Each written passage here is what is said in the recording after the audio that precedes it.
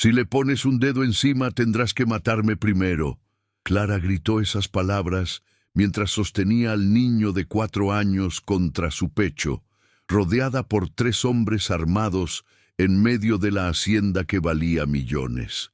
El pistolero al frente esbozó una sonrisa cruel y dijo: «Mujer tonta, ¿de verdad crees que una cocinera pobre vale más que la fortuna de este chamaco?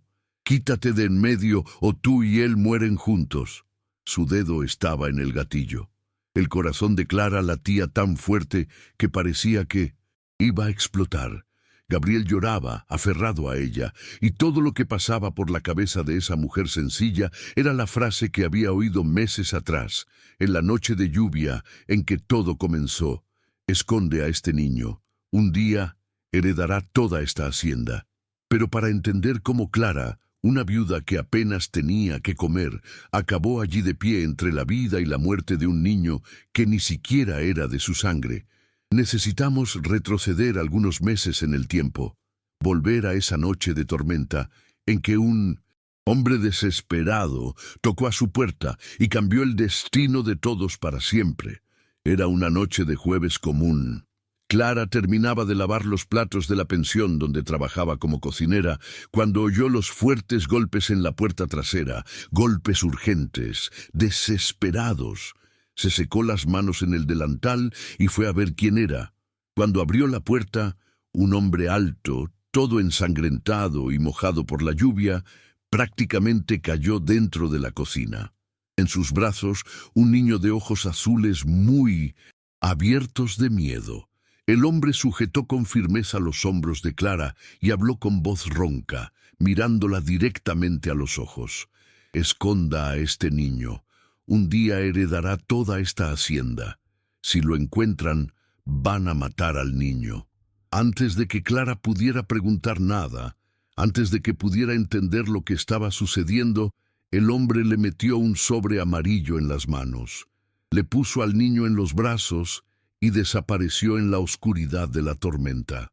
Simplemente se fue, dejando solo el sonido de la lluvia y el llanto asustado del niño. Clara se quedó allí parada en la puerta de la cocina, sosteniendo a ese niño que temblaba por completo. El niño llevaba ropa cara, de esa que Clara veía en las tiendas del centro y sabía que nunca podría comprar. El trueno retumbó con fuerza en el cielo y el pequeño se aferró con fuerza al cuello de ella, enterrando su carita en su hombro. Clara sintió que el corazón se le encogía. Era madre. Conocía esa desesperación en la mirada de un niño perdido. Entró, rápidamente cerró la puerta con el pie y corrió a la sala donde guardaba sus pertenencias. Julia, su hija de 12 años, estaba terminando la tarea en la mesa cuando vio a su madre entrar de esa manera. «Mamá, ¿quién es este niño?». La pregunta salió en voz baja, pero llena de preocupación. Clara sentó al niño en la vieja silla de madera y tomó una toalla para secarlo. Sus manos temblaban. «Julia, hija, ve a cerrar todas las puertas y ventanas de la casa, rápido, y no hagas ningún ruido». De voz de su tono, serio y asustado, hizo que la niña obedeciera sin cuestionar. Mientras Julia corría cerrando todo, Clara le quitó la ropa mojada al niño y lo envolvió en una manta vieja. El pequeño no paraba de temblar y ella sabía que no era solo por el frío. Sus ojos buscaban algo. ¿Alguien? Tal vez su madre, tal vez su padre. «¿Cómo te llamas, mi niño?», preguntó Clara con voz suave, agachándose frente a él. El niño tardó en responder, como si tuviera miedo hasta de decir su propio nombre. «Gabriel», susurró tan bajo que casi no lo oyó. «Si acabas de llegar aquí y aún no formas parte de esta comunidad, suscríbete al canal para no perderte historias como esta que tocan el corazón. Cuenta también en los comentarios desde dónde nos estás viendo. Nos encanta saber hasta dónde llegan nuestras historias. Tu apoyo significa mucho para nosotros». El sobre amarillo estaba sobre la mesa. Clara lo miró con recelo, pero sabía que necesitaba ver lo que había dentro. Lo abrió despacio, con las manos aún temblorosas, y encontró varios papeles, documentos con sellos oficiales, firmas, nombres complicados que apenas podía leer bien por su poca educación. Pero una cosa quedó clara, incluso para quien tenía dificultades con la lectura. Ese niño era dueño de tierras, muchas tierras. Su nombre estaba escrito en todos los papeles. Gabriel Enrique Almeida Brandão, heredero único de las Haciendas Reunidas San Juan. Clara sintió que las piernas le flaqueaban. Aquello valía más dinero del que vería en 10 vidas enteras de trabajo duro. Julia volvió corriendo, con la respiración agitada. «Mamá, está todo cerrado. Pero cuéntame, ¿quién es él? ¿Por qué estás así?» Clara atrajo a su hija y le habló en voz baja, sujetándole con firmeza el brazo y mirándola a los ojos. «Julia, tienes que prometerme algo muy serio. Nadie puede saber que este niño está aquí. Nadie. Ni doña Aparecida, ni don Mario el del mercado, ni tus amigas de la escuela. Nadie. ¿Entendiste bien lo que te estoy diciendo?» La niña tragó saliva y asintió con la cabeza. No entendía todo, pero sabía cuando su madre tenía miedo de verdad. Gabriel comenzó a llorar en voz baja. No era un llanto fuerte y desesperado. Era de esos que parten el corazón. Un llanto silencioso de quien ya lo ha perdido todo y no tiene más fuerzas. Clara se sentó a su lado y lo tomó en su regazo, haciendo lo que mejor sabía hacer: acoger. «Calma, mi angelito. Estás a salvo ahora. Nadie te va a lastimar mientras estés conmigo». El niño se aferró a ella como quien se aferra a una tabla en medio de un mar embravecido. Y en ese momento, aún sin saber toda la historia, aún sin entender bien lo que estaba pasando, Clara tomó una decisión que cambiaría su vida para siempre. Iba a proteger a ese niño, sin importar de quién tuviera que protegerlo. La lluvia seguía cayendo afuera, cada vez más fuerte. Clara miró por la ventana de la sala y vio las siluetas de los coches pasando despacio por la calle oscura. Su corazón se aceleró. ¿Ya estarían buscando al niño? ¿Tan rápido? Apagó la luz de la sala y se quedó allí en la oscuridad, sosteniendo a Gabriel y con Julia a su lado. Los tres en silencio, oyendo solo el ruido de la tormenta golpeando el techo y los latidos de su propio corazón acelerado. Los minutos parecían horas. Gabriel finalmente se durmió de agotamiento, todavía aferrado a Clara. Julia también había cerrado los ojos, apoyada en el hombro de su madre. Pero Clara no pudo dormir ni un segundo. Se quedó toda la noche despierta, mirando a ese niño dormido en sus brazos y pensando en el lío en que se había metido. Un hombre misterioso apareciendo de la nada, documentos de una hacienda que valía millones, la terrible frase sobre matar al niño. Todo aquello parecía de telenovela, no de la vida real de una cocinera pobre, pero estaba sucediendo allí, en su humilde sala, con ella justo en medio de todo. Cuando el día comenzó a clarear, Clara llevó a Gabriel y a Julia al cuartito del fondo donde dormían.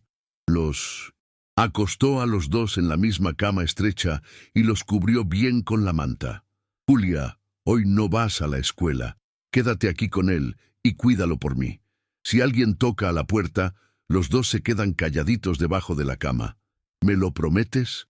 La niña prometió, todavía con los ojos somnolientos. Clara les dio un beso cariñoso en la frente y salió a comenzar su día de trabajo en la pensión, como si nada hubiera pasado. Hacer el desayuno, preparar el pan caliente, servir a los huéspedes con una sonrisa en el rostro, todo igual que todos los otros días. Pero nada era como siempre. Cada ruido diferente la hacía sobresaltar. Cada persona desconocida que entraba por la puerta principal la hacía sudar frío. Doña Aparecida, la dueña de la pensión, se dio cuenta de que algo andaba mal. «Clara, hoy tienes una cara terrible. ¿Dormiste mal?» Clara forzó la mejor sonrisa que pudo. «Es solo un dolor de cabeza, doña Aparecida. Debe ser el cambio de tiempo». La mujer aceptó la excusa y siguió dando órdenes en la cocina sobre el almuerzo. Pero esa frágil paz no duraría mucho. Alrededor de las 10 de la mañana, dos hombres entraron en la pensión. Llevaban ropa de ciudad, pero tenían ese aire de quien está acostumbrado al trabajo pesado. Uno de ellos tenía una cicatriz en el rostro. El otro era mayor, con cabello canoso y una mirada fría. Clara estaba en la cocina cuando doña Aparecida la llamó. «Clara, estos señores quieren hablar contigo». Su corazón casi se detuvo. Se secó las manos en el delantal y fue a la sala principal, intentando mantener la calma. El hombre de la cicatriz habló primero con voz ronca. «Buenos días, señorita. Estamos buscando a un niño que desapareció anoche. Un niño pequeño, de unos 4 años, cabello claro, ojos azules. ¿Ha visto a alguien así por aquí?» Clara sintió la boca secarse, pero mantuvo una expresión tranquila. «No, señor. Por aquí solo pasan los huéspedes de la pensión. No he visto a ningún niño». El hombre mayor dio un paso adelante, acercándose más a ella. «¿Está segura? Porque quien encuentre a ese niño recibirá una buena recompensa, muy buena». Sus ojos recorrieron el rostro de Clara, como si intentara leer alguna mentira allí. Ella tragó saliva. «Estoy segura. Si veo algo, ¿dónde aviso?» El hombre le entregó un papel con un número de teléfono. «Llame aquí a cualquier hora del día o de la noche. Y recuerde, es mucho dinero. Dinero que le cambia la vida a la gente pobre». Cuando los dos salieron, Clara tuvo que apoyarse en la pared. Las piernas le temblaban tanto que apenas podía mantenerse en pie. Doña Aparecida corrió hacia ella.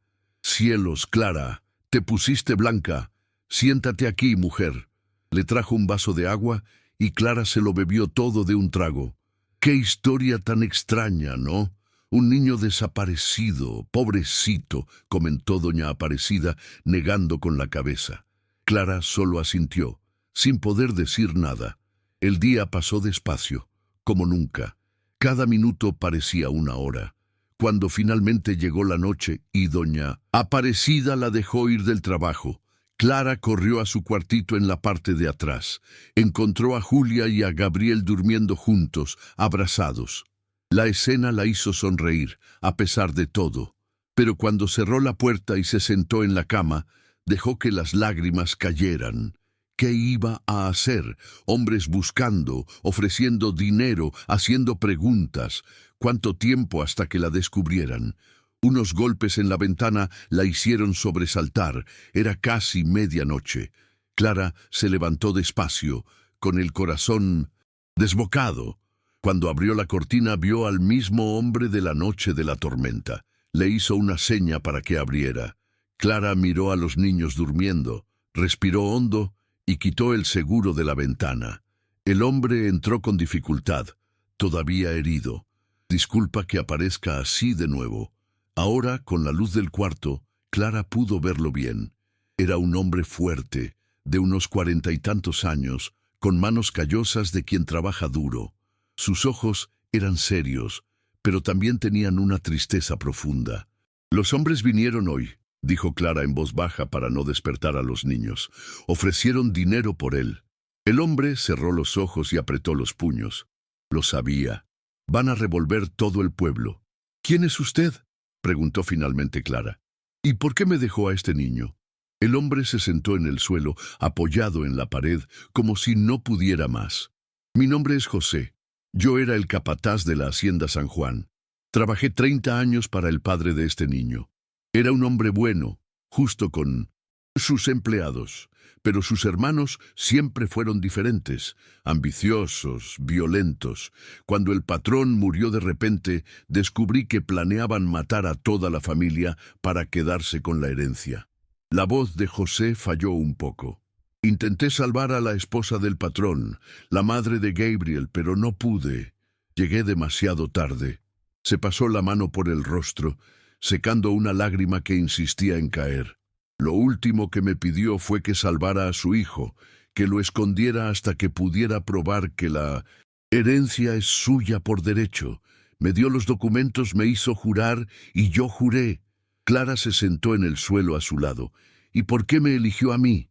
José la miró. porque esa noche yo estaba huyendo, herido, sin saber a dónde ir.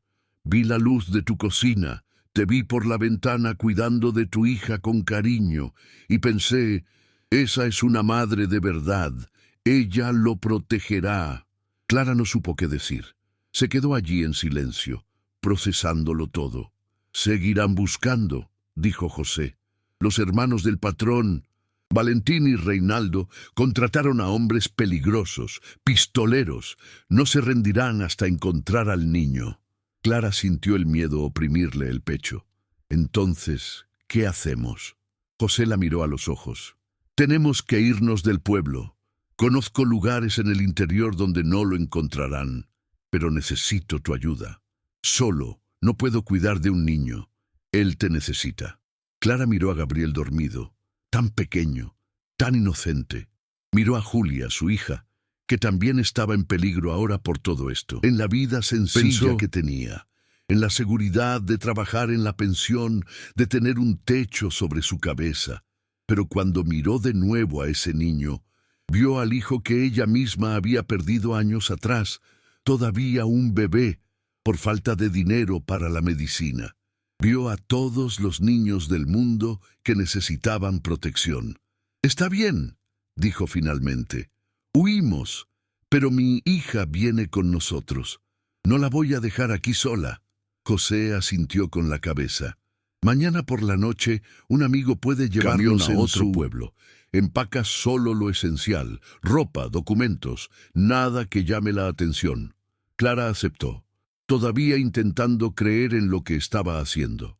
José salió por la misma ventana por la que había entrado.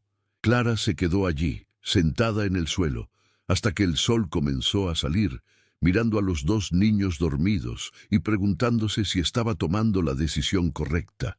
Pero en el fondo sabía que no tenía elección. Ese niño la necesitaba, y ella nunca había podido darle la espalda a quien lo necesitaba.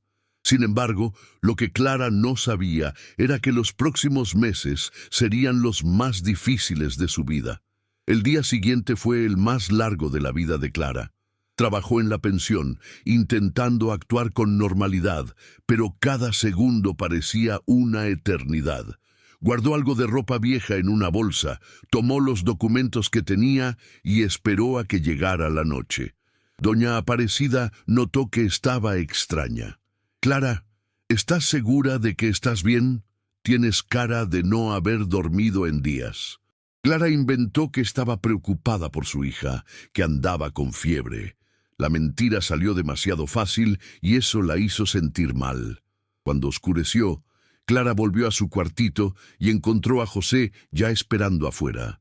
Le había conseguido una gorra vieja y ropa sencilla a Gabriel, haciendo que el niño pareciera un hijo de campesino cualquiera. Julia estaba asustada, pero intentaba ser valiente por su madre. «¿Vamos a estar bien, mamá?», preguntó en voz baja. Clara abrazó a su hija. «Sí, mi flor. Estaremos juntos, y eso es lo que importa». El camión estaba estacionado 2 calles más abajo. Era un camión viejo de transporte de verduras, y el conductor era un hombre de más de 60 años llamado Osvaldo. «Suban rápido», dijo. «Tengo que hacer una entrega en el pueblo vecino, y ustedes irán escondidos atrás, entre las cajas». No era cómodo, pero era seguro. José ayudó a Clara y a los niños a subir, y luego subió él también. Osvaldo lo cubrió todo con una lona y arrancó. El viaje duró 3 horas, por caminos de tierra llenos de baches. Gabriel tenía miedo y lloraba en voz baja. Clara lo sostenía con firmeza, cantándole canciones de cuna al oído. Julia estaba pálida, mareada por el vaivén del camión. José miraba por una rendija de la lona, atento a cualquier señal de peligro. Cuando finalmente se detuvieron, ya era casi medianoche. Osvaldo golpeó la lona. «Bajen, hemos llegado». Estaban en un pequeño pueblo del interior, de esos que tienen una calle principal y nada más.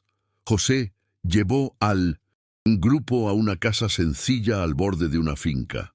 «Un amigo mío vive aquí, está de viaje, me dejó la llave. Podemos quedarnos unos días hasta decidir el próximo paso. La casa era muy humilde, pero tenía camas, agua y comida. Clara nunca había estado tan feliz de ver 4 paredes y un techo. En los días siguientes vivieron en silencio, como ratones. José salía temprano por la mañana a hacer trabajos ocasionales por el pueblo, trayendo dinero para la comida. Clara cuidaba de los niños, le enseñaba a Gabriel a escribir su nombre y ayudaba a Julia con las cuentas de matemáticas. El niño comenzaba a apegarse a ella, llamándola tía Clara, con esa vocecita que le derretía el corazón. Pero la paz duró solo 5 días. José llegó a casa a media tarde, sudando y sin aliento. «Están aquí. Vi a 2 de los pistoleros en la plaza haciendo preguntas. Tenemos que irnos ahora». Clara sintió que el pánico subía. ¿Pero a dónde?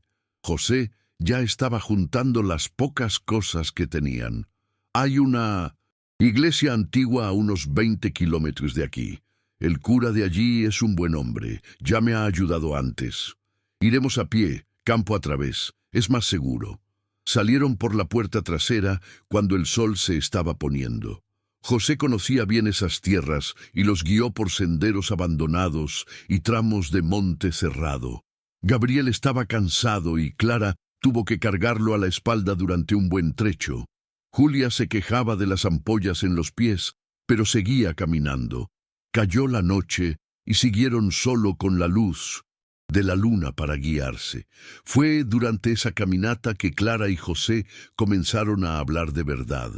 Él le contó sobre su vida en la hacienda, sobre cómo el patrón lo había sacado de la miseria cuando era adolescente, dándole trabajo y dignidad. «Era como un padre para mí», dijo José con la voz embargada. «Por eso no puedo dejar que sus hermanos destruyan lo que él construyó. Gabriel es el heredero legítimo. Es el hijo del hombre que me salvó». Clara le contó sobre el esposo que había perdido en un accidente de trabajo, sobre la lucha para criar a Julia sola, sobre el hijo bebé que había muerto y el dolor que nunca pasó por completo. «Cuando vi a Gabriel por primera vez», dijo, «fue como si Dios me hubiera dado una segunda oportunidad de proteger a un niño. Sé que puede sonar a locura, pero siento que debo hacer esto». José la miró con respeto. «No es locura, es valentía». Llegaron a la iglesia cuando el reloj marcaba casi las 4 de la mañana. Era una construcción antigua de piedra, con una pequeña casa al lado donde vivía el cura. José tocó la puerta. Tardó un poco, pero finalmente apareció un hombre de unos 50 años, con cabello blanco, vestido con una simple sotana. «José, hijo mío, ¿qué horas son estas?». Pero cuando vio a los niños y a Clara, el cura entendió que algo serio estaba pasando. «Entren, entren rápido». El padre Antonio les ofreció agua, pan y un lugar para dormir. No hizo muchas preguntas esa noche, solo dijo que allí estarían a salvo. Clara se acostó en una cama estrecha, pero finalmente pudo dormir un poco. José se quedó despierto, sentado en una silla de guardia. Cuando Clara se despertó, a media tarde del día siguiente, encontró a José y al cura conversando en voz baja en la cocina. «Los hombres que los buscan son peligrosos», decía el padre Antonio. «Ya he oído hablar de los hermanos Brandão, gente sin escrúpulos. Pero aquí en la iglesia tienen la protección de Dios. Pueden quedarse el tiempo que necesiten». José agradeció, pero Clara vio la preocupación en su rostro. No podían quedarse para siempre. Tarde o temprano tendrían que seguir adelante. Fue durante los días en la iglesia que Gabriel comenzó a mejorar. Jugaba en el patio trasero, se reía con Julia y todas las noches le pedía a Clara que le contara un cuento antes de dormir. El niño estaba echando raíces, apegándose a esa mujer que no era su madre de sangre, pero sí de corazón. Y Clara sentía lo mismo. Cada día que pasaba, amaba más a ese niño como si fuera suyo. Pero la tranquilidad tenía fecha de caducidad y estaban a punto de descubrirlo de la peor manera posible. Pasó una semana en la iglesia. Clara ayudaba al padre Antonio con las tareas de la casa. José arreglaba cosas que estaban rotas y los niños finalmente parecían relajados. Pero José no bajaba la guardia. Todas las noches daba una vuelta por los alrededores, verificando que no hubiera nadie extraño cerca. Fue en una de esas vueltas que vio algo que le heló la sangre.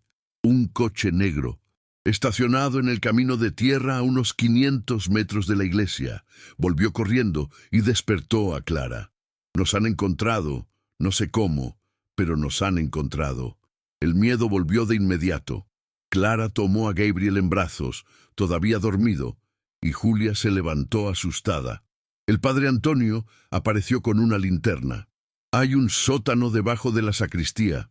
Es viejo, pero es un buen escondite. Vayan allí rápido. José los condujo a todos al sótano oscuro y húmedo. Quédense en silencio absoluto. Importa lo que oigan, no hagan ruido. Apenas se habían escondido cuando oyeron los golpes en la puerta de la iglesia. Eran casi las 2 de la madrugada. Clara tapó la boca de Gabriel con cuidado y Julia se acurrucó a su lado. José se quedó de pie, preparado para cualquier cosa. Desde arriba escucharon voces fuertes. «Padre, disculpe la hora, pero necesitamos hacerle unas preguntas». Era la voz ronca de uno de los pistoleros. «Estoy buscando a un hombre y una mujer con niños. Alguien dijo que vio gente sospechosa por aquí». La voz tranquila del padre Antonio respondió: «Hijo mío, por aquí solo pasan fieles que vienen a rezar. No he visto a nadie sospechoso». Hubo un silencio tenso. «¿Está seguro? Porque hay una buena recompensa para quien nos ayude a encontrar a esa gente». El cura no dudó. «Estoy seguro. Y aunque los hubiera visto, mi compromiso es con Dios, no con el dinero». La respuesta fue seguida de una risa seca. «Está bien, padre, pero si cambia de opinión, volveremos». Esperaron. Una hora entera antes de salir del sótano. Gabriel lloraba en voz baja, asustado por la oscuridad. Clara lo acunaba, susurrándole palabras de consuelo. Cuando finalmente el padre Antonio les hizo una seña de que era seguro, subieron de nuevo. «Se fueron», dijo el cura, «pero volverán, estoy seguro. Tienen que irse de aquí antes del amanecer». ¿Te está gustando esta historia? Deja un like y suscríbete al canal. Ahora continuamos con el vídeo. José asintió. «Conozco un camino que lleva a la capital. Allí hay una abogada, la doctora Elena. Trabaja con casos de herencia. Si logramos llegar hasta ella y mostrarle los documentos, tal vez pueda ayudar a probar que Gabriel es el heredero legítimo». Clara lo miró. «¿Y si no nos cree? ¿Y si quiere entregarnos?» José suspiró. «Es un riesgo, pero no tenemos muchas opciones. No podemos seguir huyendo para siempre». El padre Antonio les dio dinero para el viaje y los bendijo antes de que se fueran. «Que Dios los proteja, especialmente a este niño. Lleva una carga demasiado pesada para unos hombros tan pequeños». Clara agradeció con lágrimas en los ojos. Ese hombre había arriesgado su propia vida para protegerlos, y nunca lo olvidaría. Tomaron un autobús temprano. Era un viaje de 6 horas hasta la gran ciudad. Gabriel durmió la mayor parte del tiempo en el regazo de Clara. Julia miraba por la ventana, callada, perdida en sus pensamientos. José estaba tenso, observando a cada persona que subía al autobús, cada coche que pasaba por la carretera. Clara se dio cuenta de que no había dormido bien desde que todo comenzó. Las ojeras profundas, las manos siempre tensas, la forma en que se sobresaltaba con cualquier ruido. Durante el viaje, le tomó la mano. José la miró, sorprendido. «Necesitas descansar un poco», dijo Clara en voz baja. «No sirve de nada matarte de tanto esfuerzo. Te necesitamos entero». José miró a esa mujer sencilla que había puesto su vida patas arriba. Había algo en ella que lo calmaba, una fuerza tranquila, que no había sentido desde que perdió a la patrona que juró proteger. «Gracias», dijo simplemente, y por primera vez en semanas cerró los ojos y durmió un poco. Llegaron a la ciudad al final de la tarde. Era un lugar enorme, lleno de coches, edificios altos y gente corriendo por todas partes. Gabriel se asustó con tanto movimiento. Clara también se sintió perdida. Había nacido y crecido en el campo. Las grandes ciudades la mareaban. Pero José conocía el camino. Tomó un taxi y pidió ir al despacho de la doctora Elena. El despacho estaba en un edificio antiguo, en el centro. Subieron 3 pisos por la escalera y encontraron una puerta de cristal con el nombre Elena Campos Abogacía, escrito en letras doradas. José respiró hondo y tocó el timbre. Una secretaria de unos 30 años les abrió. ¿Sí? José explicó que necesitaban hablar con la doctora sobre un caso urgente de herencia. La secretaria miró al grupo, todos sucios y cansados del viaje, y dudó. La doctora está ocupada. Ahora, necesitan hacer una cita. Pero en ese momento, una mujer de unos 45 años, con el cabello recogido en un moño y gafas de lectura en la mano, apareció en la puerta de la oficina. ¿Quiénes son ustedes?, preguntó con voz firme pero no hostil. José se adelantó. Doctora Elena, mi nombre es José. Yo era el capataz de la Hacienda San Juan. Este niño es Gabriel, el hijo del difunto dueño de la hacienda. Y estos papeles prueban que es el heredero legítimo. La abogada miró a Gabriel. Luego los papeles que José le extendía. Tomó los documentos y comenzó a examinarlos con atención. Su rostro cambió de la desconfianza a la sorpresa. «Dios mío», murmuró, «estas firmas son auténticas. Este testamento es legítimo». Miró a José. «¿Saben que los hermanos Brandão están diciendo que el niño murió en el mismo accidente que mató a su madre?» José asintió. «Lo sé, y por eso estamos aquí, para probar que está vivo». La abogada los hizo pasar a todos. Escuchó la historia completa. Hizo preguntas. Examinó cada detalle de los documentos. Al final, suspiró profundamente. «Este es un caso peligroso. Los hermanos Brandão tienen mucho poder e influencia, pero si lo que dicen es verdad, este niño tiene derecho a la herencia. Necesitaré tiempo para preparar todo correctamente y garantizar su seguridad». Miró a Clara. «¿Y usted quién es en esta historia?» Clara explicó que era solo alguien que estaba protegiendo al niño. La abogada sonrió con respeto. «¿Solo? Usted es una heroína». La doctora Elena les consiguió un lugar seguro para quedarse, un pequeño apartamento que usaba para guardar archivos. «Quédense aquí mientras preparo el caso. No salgan a la calle, no hablen con nadie. En una semana tendré todo listo para llevarlo al juez». José le agradeció, emocionado. Finalmente tenían una esperanza real, pero esa esperanza estaba a punto de ser puesta a prueba de una forma que nadie esperaba. Los días en el apartamento fueron extraños. Clara no estaba acostumbrada a estar encerrada en casa, sin hacer nada. Limpiaba el lugar 3 veces al día solo para mantenerse ocupada. Julia ayudaba a cuidar de Gabriel, enseñándole a dibujar y contándole cuentos. José se quedaba en la ventana la mayor parte del tiempo, observando la calle abajo, siempre alerta. La convivencia forzada hizo que el grupo se uniera aún más. Una noche, después de que los niños se durmieran, Clara y José se quedaron conversando en la pequeña sala. Ella le preguntó qué pensaba hacer cuando todo terminara. «No lo sé», admitió José. «Pasé toda mi vida en esa hacienda. Es el único lugar que conozco de verdad. Pero después de todo esto, no sé si pueda volver». Clara lo entendió. Ella tampoco sabía qué iba a hacer.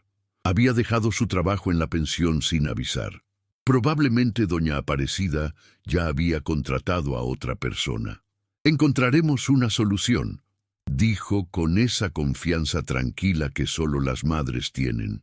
«Siempre la hay».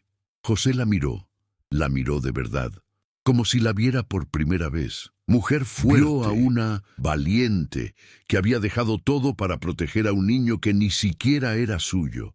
Vio bondad donde el mundo solo mostraba maldad.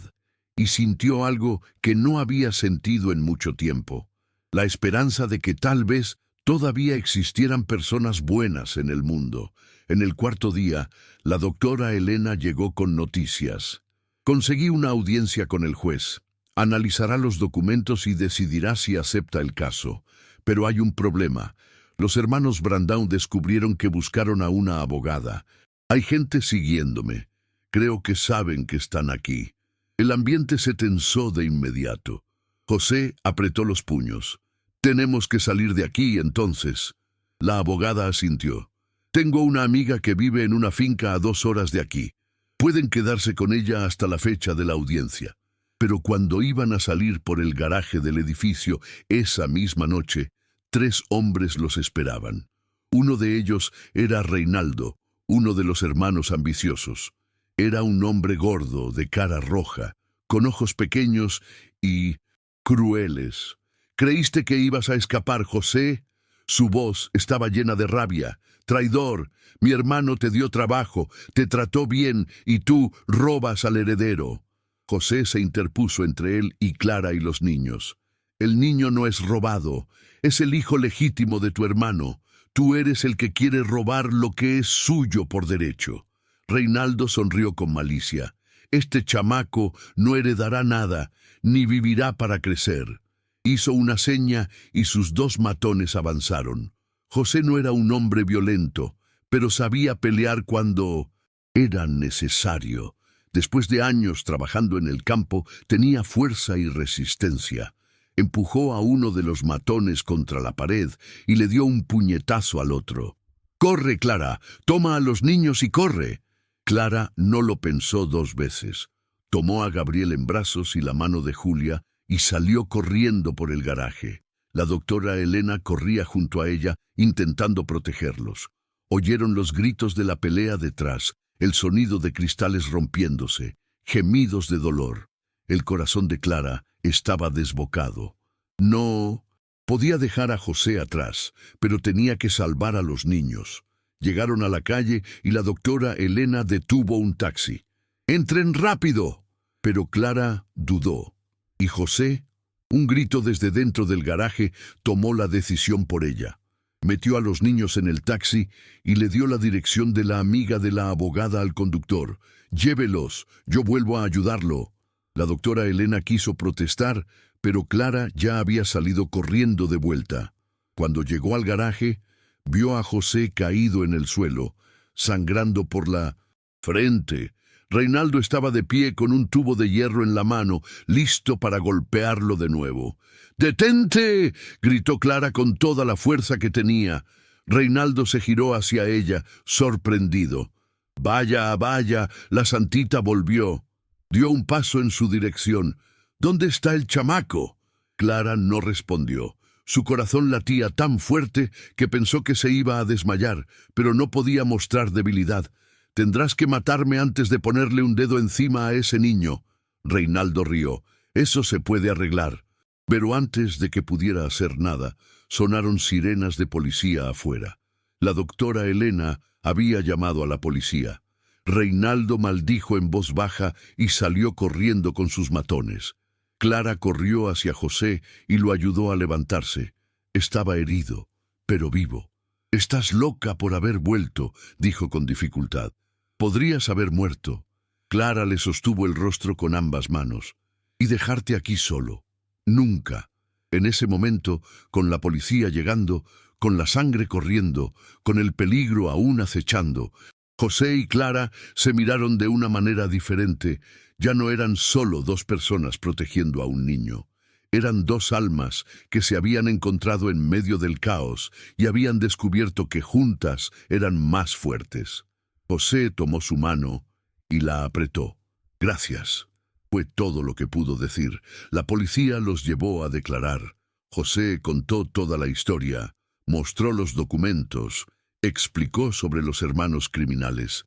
El comisario, un hombre serio de unos 50 años, escuchó todo y dijo que investigaría. Pero advirtió: «Necesitan permanecer escondidos hasta la audiencia. Si lo que dicen es verdad, esa gente no se detendrá hasta conseguir lo que quiere». La doctora Elena los llevó a la finca de su amiga, donde Julia y Gabriel esperaban aterrorizados. Cuando Clara entró por la puerta, Gabriel corrió a sus brazos llorando. «Pensé que te habías ido, tía. Pensé que no ibas a volver». Clara lo abrazó con fuerza, con lágrimas corriendo. «Siempre volveré por ti, mi amor. Siempre». Y en ese abrazo, en esas palabras, se selló un lazo que ni la sangre podría ser más fuerte. José observaba esa escena y sentía que algo cambiaba dentro de él. Clara no era solo una mujer valiente, se estaba volviendo esencial para él. Y por primera vez en muchos años, José se permitió pensar en tener una familia de nuevo. Pero lo peor aún estaba por venir. La finca de la amiga de la doctora Elena era un lugar tranquilo, rodeado de plantaciones y con una casa antigua pero acogedora. Doña Lourdes, la dueña del lugar, era una señora de casi 70 años, viuda, que los recibió a todos con el cariño de una abuela. «Siéntanse como en su casa. Aquí nadie los molestará». Les preparó comida casera, arregló camas limpias y trató a Gabriel y a Julia como si fueran sus nietos. Los días allí fueron los más pacíficos desde que todo había comenzado. Gabriel corría por el patio persiguiendo gallinas, reía sin miedo, jugaba con Julia al escondite. Clara ayudaba a doña Lourdes en la cocina y por primera vez en semanas pudo dormir una noche entera. José se recuperaba de sus heridas y ayudaba con los trabajos pesados de la finca. La vida parecía casi normal. Fue durante esos días que Clara y José tuvieron tiempo de conocerse de verdad. Conversaban por la noche en la galería después de que los niños se durmieran. Ella le contaba sobre su infancia pobre, sobre su matrimonio con un buen hombre que murió demasiado pronto, sobre los sueños que tuvo y que se quedaron en el camino. José hablaba de crecer sin padre, de la hacienda que se convirtió en su única familia, de la promesa que hizo y que ahora definía toda su vida. «¿Nunca pensaste en tener tu propia familia?», preguntó Clara una noche. José se quedó callado por un momento. «Lo pensé, pero siempre creí que no lo merecía. Soy solo un capataz, no tengo estudios, no tengo nada de valor que ofrecer». Clara lo miró con esa manera firme suya. «Tienes carácter, tienes valentía, tienes un buen corazón. Eso vale más que cualquier dinero». José sintió algo oprimírsele en el pecho. Nadie nunca le había hablado así. Una semana antes de la audiencia, la doctora Elena apareció en la finca con noticias importantes. «Logré contactar a un periodista de un periódico importante. Quiere contar su historia. Si hacemos esto público, será más difícil para los hermanos Brandão hacer algo sin que todo el mundo se entere». A José le pareció una buena idea, pero Clara se preocupó. «¿Y si eso pone a Gabriel en más peligro aún?». La abogada explicó. «Es arriesgado, sí, pero a veces la mejor protección es la luz. Cuando todo el mundo está mirando, es más difícil hacer el mal». Decidieron hacer la entrevista. El periodista, un hombre joven y serio llamado Ricardo, vino a la finca con un fotógrafo. Habló con José, con Clara e incluso con Gabriel, quien tímidamente contó que le gustaba su tía Clara y que quería quedarse con ella para siempre. El artículo salió 2 días después en primera plana. «Niño heredero de millones, es protegido por cocinera y capataz mientras tíos intentan matarlo». La historia se extendió rápidamente, estaba en boca de todos, pero la repercusión trajo consecuencias. La noche siguiente, cuando todos dormían, José oyó ruidos extraños fuera de la casa. Se levantó despacio y vio sombras moviéndose cerca del gallinero. Eran al menos 4 hombres. Se le heló la sangre. Los habían encontrado de nuevo. Despertó a Clara en silencio y le hizo una seña para que tomara a los niños. Doña Lourdes también se despertó y, aunque asustada, los ayudó a esconderse a todos en el sótano de la casa. José tomó una vieja escopeta que doña Lourdes guardaba y se quedó de guardia. Los hombres se acercaron a la casa, golpearon la puerta con fuerza.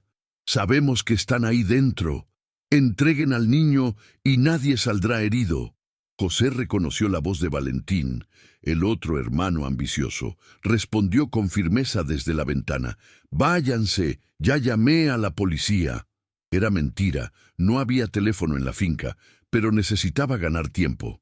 Valentín rió. «¿Crees que soy tonto? Aquí no hay teléfono y el pueblo más cercano está a 1 hora de aquí. Tenemos tiempo de sobra». Hizo una seña y sus matones comenzaron a forzar la puerta. José disparó al aire, un tiro de advertencia. Los hombres retrocedieron un poco, pero no se fueron. «Solo tienes 2 tiros en esa escopeta vieja», gritó Valentín, «y nosotros tenemos 4 armas, haz las cuentas». En el sótano, Clara sostenía a Gabriel y a Julia, los 2 niños aterrorizados. Rezaba en voz baja, pidiéndole a Dios que los protegiera a todos. Doña Lourdes, aunque con miedo, era una mujer fuerte. «Hay un camino que sale de aquí y va a dar al pastizal del vecino», susurró. «Está escondido, no lo verán. Tienen que irse ahora mientras están ocupados al frente». Clara no quería dejar a José, pero miró a los niños y supo que no tenía elección. Salieron por el camino secreto, un pasaje estrecho que salía de debajo de la casa. Clara cargaba a Gabriel y Julia la seguía, temblando de miedo. Doña Lourdes iba delante con una pequeña linterna. Caminaron deprisa por el pastizal oscuro, tropezando con raíces y piedras. Detrás de ellas oyeron el sonido de un disparo. Clara casi gritó, pero se contuvo. Tenía que ser fuerte, tenía que salvar a esos niños. Llegaron a la casa del vecino, un señor mayor que criaba ganado. Doña Lourdes tocó la puerta desesperada. «Don Antonio, abra, por el amor de Dios». El hombre abrió, asustado, y los dejó entrar a todos. «Llame a la policía. Hay bandidos atacando mi...». Don Antonio corrió al teléfono mientras Clara se desplomaba en el sofá, todavía sosteniendo a Gabriel. El niño lloraba sin parar. «¿Dónde está el tío José? ¿Dónde está?». Clara no supo qué responder. La policía tardó 40 minutos en llegar. Cuando finalmente aparecieron, encontraron la casa de doña Lourdes toda revuelta pero vacía. Los bandidos habían huido y José no estaba en ninguna parte. Clara sintió que el mundo se le venía abajo. Se habían llevado a José. Corrió por la casa, buscando en cada rincón, pero nada. Doña Lourdes estaba bien, solo asustada, pero José había desaparecido. El policía encontró una nota clavada en la puerta principal. Clara reconoció la letra torcida, escrita con rabia. «Si quieres ver al capataz vivo, trae al niño a la hacienda San Juan mañana al mediodía. Sola. Si llamas a la policía, muere». Clara leyó aquello y sintió que las lágrimas le quemaban los ojos. Tenían a José, y ella tenía que tomar una decisión imposible. La vida de Lola, la vida de Gabriel. ¿Te está gustando la historia? Deja tu comentario diciendo qué harías en el lugar de Clara. ¿Entregarías al niño para salvar al hombre que amas? Quiero saber tu opinión sincera. Clara pasó toda la noche sin dormir, mirando la nota, pensando en qué hacer. Julia estaba a su lado también sin poder dormir. «Mamá, no podemos dejar a José solo allí». Clara lo sabía. Pero, ¿cómo podría entregar a Gabriel, ese niño que confiaba en ella, que la llamaba tía, que dormía aferrado a ella todas las noches? Era una elección que ninguna madre debería tener que hacer. A la mañana siguiente, la doctora Elena llegó junto con el comisario. Habían sido avisados del secuestro. «No podemos dejar que vaya sola», dijo el comisario. «Es una trampa obvia. Los matarán a los 2 y al niño». Clara sabía que tenía razón, pero no podía dejar de pensar en José, herido, con miedo, solo en manos de esos hombres crueles. «Entonces, ayúdenme. Tiene que haber una forma de salvarlos a los 2». La doctora Elena tuvo una idea. «La audiencia es mañana. Si logramos posponer el encuentro y acelerar el proceso, el juez podría dar una orden de protección y mandar a arrestar a los hermanos hoy mismo. Pero necesito tiempo». El comisario asintió. Iré con mis hombres a la hacienda, pero necesitaré unas horas para organizar todo. Necesito más policías, necesito autorización. ¿Pueden ganar tiempo? Clara asintió. Haría lo que fuera necesario. Llamaron al número que estaba en la nota. Valentín respondió. Clara intentó mantener la voz firme. Llevaré al niño, pero necesito una prueba de que José está vivo. Oyeron ruidos del otro lado, y luego la voz débil de José. Clara, no lo hagas, no lo traigas. Deja que me maten, pero protege al niño. La llamada se cortó. Clara sintió que las lágrimas caían, pero se las secó rápido. No había tiempo para llorar. Tenía que actuar. El plan era arriesgado. La doctora Elena logró posponer el encuentro para las 3 de la tarde. Clara iría a la hacienda con Gabriel, pero la policía estaría escondida en los alrededores, esperando el momento adecuado para actuar. El comisario advirtió: si algo sale mal, si se dan cuenta de la policía antes de tiempo, no podremos protegerlos a tiempo. Clara lo entendió, pero no tenía otra opción. Llegaron a la hacienda San Juan poco antes de las 3. Era un lugar enorme, hermoso, con una casa grande en el centro y varias construcciones alrededor. Gabriel apretó la mano de Clara. Tía, tengo miedo. Ella se arrodilló frente a él. Lo sé, mi amor, pero te protegeré. Pase lo que pase, no dejaré que nadie te lastime. Le besó la frente y respiró hondo. Era la hora. Caminaron hacia la entrada de la casa grande. La puerta se abrió y Valentín apareció con una sonrisa satisfecha. «Qué bueno que eres una mujer inteligente». A su lado estaban Reinaldo y 3 matones armados. Clara buscó a José con la mirada y lo vio, atado a una silla en un rincón de la sala, con el rostro golpeado y sangre seca en la camisa. «¡José!», gritó Gabriel e intentó correr hacia él, pero Clara lo detuvo. «Suéltalo», dijo Clara. «Traje al niño como pidieron, ahora suéltalo». Valentín soltó esa risa maliciosa. «¿Soltarlo? No dije que fuera a soltar a nadie. Dije que estaría vivo si traías al chamaco. Y lo está. Pero ahora, ustedes 3 van a desaparecer.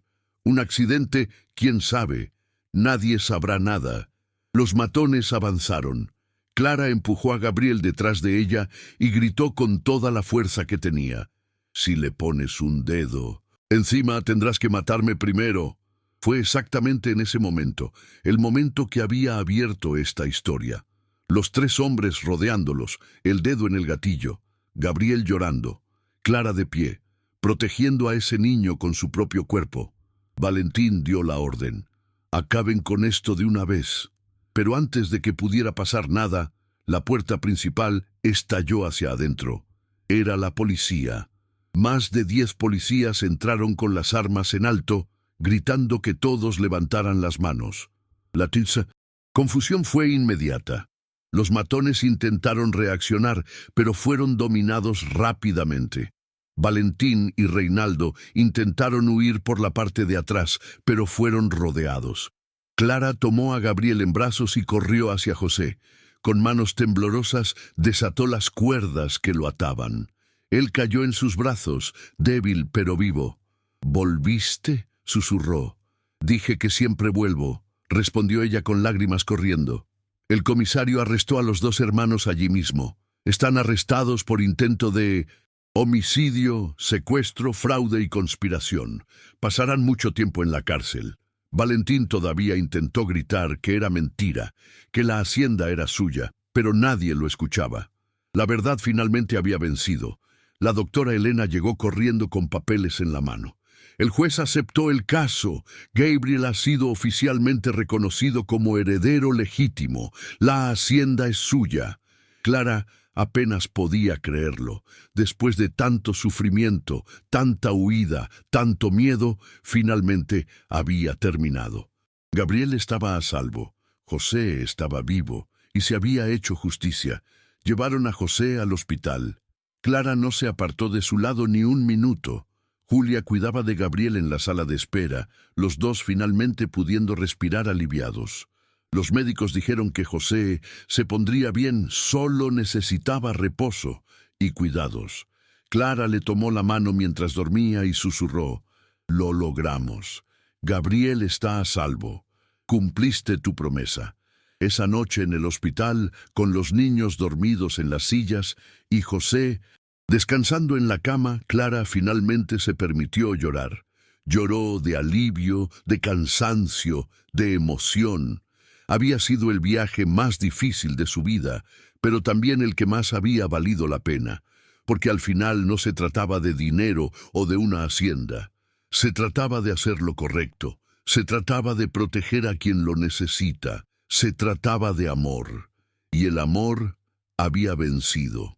Los días siguientes fueron de recuperación y adaptación. José salió del hospital una semana después, todavía adolorido pero feliz de estar vivo. La doctora Elena se encargó de todos los trámites legales. Gabriel fue oficialmente declarado heredero único de la Hacienda San Juan y de todas las propiedades de su padre. El dinero estaba bloqueado hasta que cumpliera 18 años, pero había una suma liberada para su crianza y educación. El juez llamó a Clara y a José para una conversación privada. Este niño necesitará tutores legales hasta la mayoría de edad, personas de confianza que lo cuiden y administren sus bienes hasta que tenga edad para hacerlo solo. Miró a Clara. ¿Estaría usted dispuesta a ser su tutora legal? Clara sintió que el corazón se le oprimía de emoción. Sería un honor. El juez sonrió. Y don José puede ser el administrador de las propiedades, ya que conoce bien la hacienda y tiene la confianza de todos. Fue así como Clara, la cocinera pobre que apenas tenía dónde caerse muerta, se convirtió en la madre legal de uno de los niños más ricos de la región. Y José, el capataz que creía no merecer nada, volvió a la hacienda, pero ahora con un nuevo propósito: cuidar de la herencia del niño que juró proteger. Se mudaron a la Hacienda San Juan. La casa grande era demasiado enorme, pero poco a poco fueron transformando ese lugar en un verdadero hogar. Clara mantuvo la cocina como su lugar favorito, donde preparaba comida casera y reunía a todos para las comidas. Julia obtuvo una habitación para ella sola y comenzó a estudiar en una buena escuela del pueblo. Gabriel, finalmente a salvo, volvió a ser un niño normal, jugando en el patio, sonriendo, creciendo. José y Clara trabajaban codo a codo todos los días. Él cuidaba de las plantaciones y de los empleados, asegurando que la hacienda siguiera siendo productiva. Ella cuidaba de la casa y, especialmente, de los niños, dándoles a Gabriel y a Julia el amor y la educación que merecían. Pero más que eso, se cuidaban el uno al otro. Lo que había comenzado como una misión de protección se había transformado en algo mucho más grande. Una noche, 6 meses después de todo, José llamó a Clara para hablar en la galería. Los niños dormían y la luna estaba llena en el cielo. Estaba nervioso, moviendo las manos. «Clara, quería decirte algo». Ella se sentó a su lado esperando. «Sé que hemos pasado por mucho y sé que mereces una vida tranquila ahora, sin más aventuras ni peligros». Hizo una pausa. «Pero la verdad es que no puedo imaginar mi vida sin ti. Me has hecho creer que puedo ser más de lo que siempre creí que era». Clara sintió que los ojos se le llenaban de lágrimas. José continuó, ahora mirándola directamente. «Te amo, amo tu fuerza, tu bondad, tu forma de cuidar de todos. Y si me dejas, quiero pasar el resto de mi vida haciéndote feliz». Le tomó la mano. «Cásate conmigo». Clara no pudo contener las lágrimas. Había pasado tanto tiempo sola, cuidando de todos, que había olvidado que ella también merecía ser cuidada. «Sí», respondió. «Sí, me caso». La boda fue sencilla, en la iglesia del Padre Antonio, con pocos invitados, pero fue perfecta. Gabriel y Julia fueron los pajes, doña Lourdes y la doctora Elena estaban allí, e incluso Osvaldo, el camionero que los había ayudado en esa primera huida, apareció para celebrar. Cuando José y Clara se besaron, Todos aplaudieron. Era el final feliz que merecían. Los años pasaron. La hacienda San Juan prosperó bajo la administración de José. Clara transformó parte de la casa en una escuela para niños pobres de la región, enseñando lo que ella misma había aprendido en la vida, que la bondad y el coraje valen más que el dinero. Julia se graduó como maestra y volvió a ayudar a su madre en la escuela. Y Gabriel creció rodeado de amor, aprendiendo que su herencia no era solo la hacienda, sino los valores que Clara y José habían sembrado en él. 10 años después de ese encuentro en la noche de lluvia, la hacienda estaba llena para una fiesta. Gabriel había cumplido 14 años.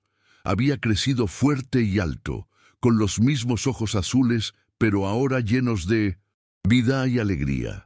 En la fiesta pidió hacer un discurso. Se subió a una silla para que todos pudieran verlo. Cuando tenía 4 años, perdí a mis padres. Creí que nunca más conocería lo que era tener una familia. Miró a Clara con gratitud. Pero Dios puso en mi camino a una mujer que no tenía nada, pero que me lo dio todo. Me dio amor, protección, educación. Me enseñó que la familia no es quien tiene la misma sangre, sino quien está a tu lado cuando más lo necesitas. Su voz falló un poco. Mamá Clara, sé que no soy tu hijo de vientre, pero soy tu hijo de corazón, y eso vale mucho más. Clara estaba llorando, abrazada a José. Gabriel continuó. Y don José, que le prometió a mi padre que me protegería y cumplió esa promesa incluso cuando parecía imposible. Ustedes dos son mis héroes. Levantó su vaso. Esta hacienda, toda esta herencia, no vale nada sin ustedes, porque ustedes me dieron la mayor herencia que alguien puede recibir, el amor. Todos brindaron con lágrimas en los ojos. La fiesta continuó con música, baile y comida. Pero el momento más hermoso fue cuando Gabriel tomó a Clara de la mano y la sacó a bailar. «Gracias por salvarme esa noche», dijo en voz baja. Clara sonrió. «No fui yo quien te salvó, mi hijo. Fuiste tú quien me salvó a mí. Me diste una razón para ser valiente, para luchar, para creer que las cosas buenas aún pueden suceder». Mientras bailaban, José observaba desde lejos con el corazón lleno. Había cumplido su promesa, había protegido al hijo de su patrón, y en el proceso había ganado una familia. La culpa que cargaba por no haber salvado a la madre de Gabriel finalmente se había transformado en paz, porque entendía ahora que a veces la vida da una segunda oportunidad, y cuando la da, hay que aferrarse a ella con ambas manos. La hacienda siguió siendo próspera, pero más que eso, se convirtió en un lugar de esperanza. Clara expandió la escuela y comenzó a acoger a niños huérfanos, dándoles lo mismo que le había dado a Gabriel, un hogar. José entrenó a jóvenes del campo para trabajar en la hacienda, enseñándoles que el trabajo honesto y la dignidad valen más que cualquier atajo. Y Gabriel, cuando creció, nunca olvidó de dónde venía y a dónde iba. Aquella historia que comenzó en una noche de lluvia con miedo y desesperación, terminó con amor y esperanza. Clara enseñó que la mayor riqueza no está en las cosas que tenemos, sino en las personas que amamos. José demostró que nunca es tarde para empezar de nuevo y hacer lo correcto. Y Gabriel aprendió que la verdadera herencia no es la tierra o el dinero, sino el legado de bondad que dejamos en el mundo. Y así, en la hacienda San Juan, 3 almas perdidas encontraron lo que buscaban: una familia, no perfecta, pero verdadera, no elegida por la sangre, sino por el corazón, y demostraron que a veces Dios pone a personas en nuestro camino exactamente cuando más las necesitamos. Personas que nos salvan y a quienes, sin saberlo, también salvamos. El sol se puso sobre la aciencante San Juan esa noche de fiesta, y por primera vez en muchos años todos allí pudieron dormir en paz, porque sabían que no importaba lo que viniera, estarían juntos, y juntos podían enfrentar cualquier cosa, porque al final lo que venció no fue la ambición, ni el miedo, ni la violencia, fue el amor simple, puro y verdadero de personas comunes que tomaron decisiones extraordinarias, y ese tipo de amor, ese tipo de coraje, es algo que ninguna herencia puede comprar. ¿Han hecho algún gesto de bondad que cambió una vida? Dejen un corazoncito si creen que el amor es más poderoso que cualquier riqueza. Suscríbanse para más historias de segundas oportunidades. Comenten, el amor no tiene precio si ustedes también creen en la bondad humana.